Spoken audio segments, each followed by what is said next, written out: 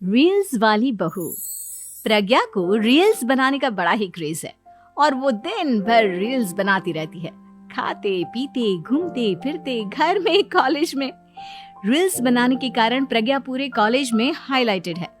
जहां उसकी रील्स सभी को पसंद आते हैं, वहीं मनीषा चिंता में डूबी रहती है। एक रोज जब खाते हुए प्रज्ञा रील्स बना रही होती है, तब मनीषा कहती है, एक मिनट भी चैन नहीं है इस लड़की को। ये नहीं कि खाना तो आराम से खा ले, लेकिन नहीं, अरे थोड़ी देर रील्स नहीं बनाओगी तो आसमान नहीं टूट पड़ेगा। अरे मम्मी, इसी को तो कहते हैं डिटर्मिनेशन। तुम नहीं समझोगी ये सब। ए भगवान, इस लड़की को सद्बुद्धि दे। जब देखो तब टेढ़ा बाका मुंह बनाती रहती है। मनीषा की बात का प्रज्ञा पर जरा भी असर नहीं होता और वो खाते खाते रील्स बनाती रहती है। दिन बीतने लगते हैं और देखते देखते प्रज्ञा का कॉलेज भी खत्म हो जाता है। आए दिन कोई ना कोई मनीषा को प्रज्ञा की शादी करवाने का सुझाव दे जाता है। सब ठीक ही कहते हैं, प्रज्ञा की शादी कर देनी चाहिए। अपने घर के काम काज में व्यस्त हो जाएगी तो खुद ही ये रील्स और नाच गाना बंद हो जाएगा। मनीषा और प्रेम प्रज्ञा के लिए एक अच्छा लड़का ढूंढने लगते हैं और तभी विकी का रिश्ता प्रज्ञा के लिए आता है, जिसने प्रज्ञा को उसकी रील्स देखकर पसंद कर लिया था। अगले दिन विकी अपने माता पिता के साथ प्रज्ञा के घर पहुंच जाता है और प्रज्ञा साड़ी पहने हाथों में चाय की ट्रे लिए उनके सामने आती है। जब विकी को पसंद है तो हमें भी बहू पसंद है। बहन जी, आप बारात की तैयारी कीजिए। एक बार लड़का लड़की अकेले में बात कर ले तो अच्छा रहेगा। हाँ हाँ, क्यों नहीं। मनीषा विकी को प्रज्ञा के कमरे में भेजती है, जहां प्रज्ञा पहले से ही रील्स बना रही होती है। तभी विकी कहता है, आ गए आपके साजन जी। हमारे साथ ये रील्स कंप्लीट करती तो और भी अच्छा रहता। अच्छा जी, अब आ ही गए हैं तो बना ही लेती हूँ आपके साथ। दोनों मिलकर रील्स बनाते हैं। जब वी मीट और तुरंत पोस्ट भी कर देते हैं। फिर विकी कहता है, जब आप साड़ी में चाय लेकर आई तब मुझे लगा कि कहीं मैं गलत घर में तो नहीं आ गया। अब सही है।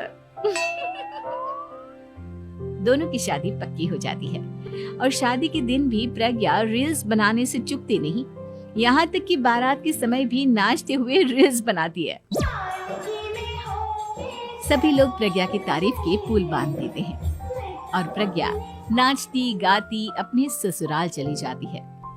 सब कुछ अच्छा चल रहा होता है। प्रज्ञा यहाँ भी दिन भर हर चीज की रील्स बनाती रहती है। लेकिन कुछ दिनों के बाद जब सुनीता कहती है, बहू, ये रील्स के साथ साथ कुछ काम भी कर लिया करो। वैसे तुझे और क्या क्या बनाना आता है? मम्मी जी, वैसे तो सब कहते हैं कि मैं सब कुछ अच्छा बनाती हूँ, लेकिन मुझे लगता है कि मैं मैगी अच्छा बना लेती हूँ। हाँ, कॉफी भी अच्छा बना लेती हूँ और मुंह तो सबसे अच्छा बना लेती हूँ।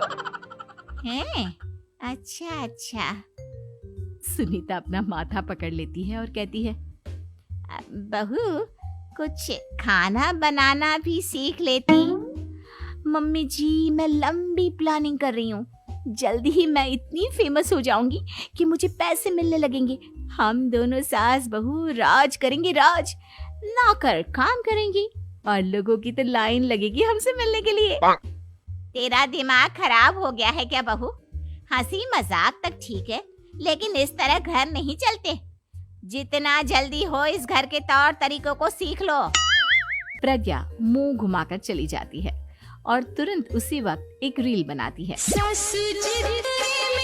ये देख सुनीता का गुस्सा 7वें आसमान पर चला जाता है और विकी के घर आते ही सुनीता उसे सब कुछ बताती है। विकी भी अब प्रज्ञा की इन हरकतों से परेशान हो जाता है। टेंशन मत लो मम्मा, मैं देख लूंगा। विकी कमरे में जाता है तो देखता है कि प्रज्ञा रील्स बना रही है। विकी बड़े ही प्यार से प्रज्ञा से कहता है, प्रज्ञा, इन सब के लिए मैं तुम्हें मना नहीं कर रहा हूँ, लेकिन फिर भी हर वक्त तो ये अच्छा नहीं लगता ना।